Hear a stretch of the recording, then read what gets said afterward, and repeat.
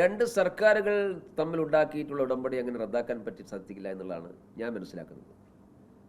കാരണം ഇത് രണ്ട് കമ്പനികൾ, രണ്ടോ രണ്ട് വ്യക്തികളോ തമ്മിലുള്ളതല്ലല്ലോ. ദേശീയ വിദ്യാഭ്യാസ നയത്തിൻ്റെ ഭാഗമായിട്ടുള്ളൊരു പദ്ധതി കേരളത്തിൽ നടപ്പിലാക്കാൻ ആവശ്യമായിട്ടുള്ള ടേംസ് ആൻഡ് കണ്ടീഷൻസിനാണ് ഒപ്പിട്ടിരുന്നത്. അതിൽ നിന്ന് പിൻവാങ്ങുക എന്ന് പറയുന്നത് നിയമപരമായി എളുപ്പമുള്ള കാര്യമല്ല എന്ന് ഞാൻ മനസ്സിലാക്കുന്നത്. പക്ഷേ അത്തരമൊരു തീരുമാനത്തിലേക്ക് എങ്ങനെയാണ് ഈ സർക്കാർ എത്തിയതെന്ന് അറിയില്ല.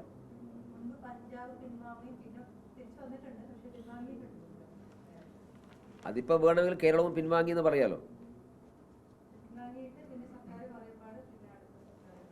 അതെ, ഇപ്പം തിരിച്ചു വരേണ്ടി വരും, ഈ സർക്കാരും തിരിച്ചു വരേണ്ടി വരും. ഇല്ലെങ്കിൽ കേരളത്തെ നഷ്ടമാവും, കേരളം നഷ്ടം. ഇത് മാത്രമല്ല, ഇത് കണക്റ്റഡ് ആണ്. PM ശ്രീ പദ്ധതി എന്ന് പറയുന്നത് വിദ്യാഭ്യാസ നയത്തിൻ്റെ ഭാഗമായിട്ടുള്ള മറ്റ് ആനുകൂല്യങ്ങളും കേരളത്തിൽ നിഷേധിക്കപ്പെടും. അതെ, സംസ്ഥാന സർക്കാർ താല്പര്യമുണ്ടെങ്കിലും ഉണ്ട്, ഇല്ലെങ്കിലോ അതൊക്കെ അവിടെ കാര്യം. ഞാൻ ചോദിക്കുന്നത്, ധാരണാപത്രം ഒപ്പിടാൻ തീരുമാനിച്ചു, ഇതെല്ലാം പരിശോധിച്ചിട്ടായിരിക്കുമല്ലോ. അല്ലാതെ ശിവൻകുട്ടിയെ പോലുള്ളൊരു വിദ്യാഭ്യാസ മന്ത്രി അദ്ദേഹം വെറുതെ പറയില്ലല്ലോ, ആലോചിക്കാതെ പറയുമോ? നിങ്ങളുടെ തിരുവനന്തപുരത്ത് വാർത്താ സമ്മേളനത്തിൽ അദ്ദേഹം ചോദിച്ചത്, ഇതിലെന്താ കുഴപ്പം? ദേശീയ വിദ്യാഭ്യാസത്തിൻ്റെ ഡ്രാഫ്റ്റ് കോപ്പി ഇങ്ങനെ ഉയർത്തി കാണിച്ചിട്ടാണ് അദ്ദേഹം ചോദിച്ചത്, ഇതിലെന്താ കുഴപ്പം? അപ്പോൾ കുഴപ്പമൊന്നുമില്ല. പിന്നൊന്ന് നേരെ മിനിറ്റ് വിളിക്കുമ്പോൾ എങ്ങനെയാണ് കുഴപ്പം വരിക? അപ്പോൾ കുഴപ്പമുള്ളത് കൊണ്ടല്ല, ആരെയോ ഭയപ്പെട്ടിട്ടാണ്, ആരെയോ ഭീഷണി പഴിക്കുകയാണ്. ഇവരുണ്ടാക്കാൻ ശ്രമിക്കുന്ന നെറേറ്റീവ് ഞങ്ങൾ CPIയുടെ സമ്മർദ്ദത്തിനാണെന്ന്. അതാണ് ഞാൻ പറഞ്ഞത്. CPI ഇതിനു മുമ്പ് പല വിഷയങ്ങളും സമ്മർദ്ദം ചെലുത്തിയിട്ടുണ്ട്. ആ സമ്മർദ്ദമെല്ലാം എങ്ങനെയാണ് അവസാനിച്ചത് നമുക്കെല്ലാവർക്കും അറിയാം. അപ്പോൾ അന്നൊന്നുമില്ലാത്ത ഒരു വല്ലാത്ത CPIയുടെ വിധേയത്വം ഈ PM ശ്രീ പദ്ധതിയിൽ മാത്രം എന്താ? അപ്പോൾ അത് CPIയുടെ അല്ല, CPI ഒരു കവചം മാത്രമാണ്.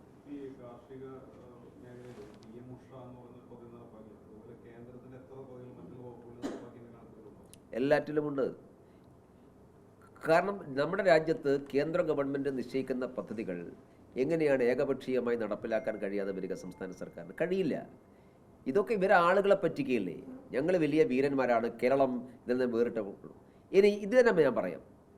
കേരളത്തിലെ സർവകലാശാലകൾ ഇപ്പോൾ പുതിയ വിദ്യാഭ്യാസ നയത്തിൻ്റെ ഭാഗമായിട്ടുള്ള UGC റെഗുലേഷൻസ് അനുസരിച്ചുള്ള കാര്യങ്ങൾ പോകുന്നത്. UGC ഗ്രാൻഡ് കൊടുക്കുമ്പോൾ UGC പറയുന്ന കാര്യങ്ങൾ അവർക്ക് ചെയ്യാൻ സാധിക്കൂ? ഞങ്ങൾ കേരളം വേറെയാണ് എന്ന് പറഞ്ഞുകൊണ്ട് കേരളത്തിലെ സർവകലാശാലകളിൽ ഞങ്ങളാണ് ഭരിക്കുന്നത് പറഞ്ഞുകൊണ്ട് അവർക്ക് മാറിക്കാൻ പറ്റുമോ? ഒരു രാജ്യത്തൊരു നിയമപരമായ സംവിധാനമില്ലേ? അപ്പോൾ അതൊന്നും സാധിക്കില്ല. അത് സാധിക്കുമെന്നൊക്കെ മേനി പറയുകയാണ്. PM ശ്രീ പദ്ധതിയിലും ഇവർ ഒപ്പിടേണ്ടി വരും. അല്ലാതെ എത്ര കാലം ഇവർ മുമ്പോട്ട് പോകും?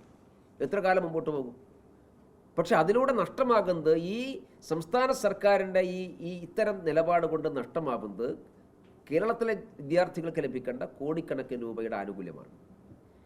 ഇല്ലെങ്കിൽ ഇവർ പറയട്ടെ എന്താണ് PM ശ്രീ പദ്ധതിയുടെ ന്യൂനതകൾ. ഇവർക്കൊന്നും പറയാനില്ലല്ലോ.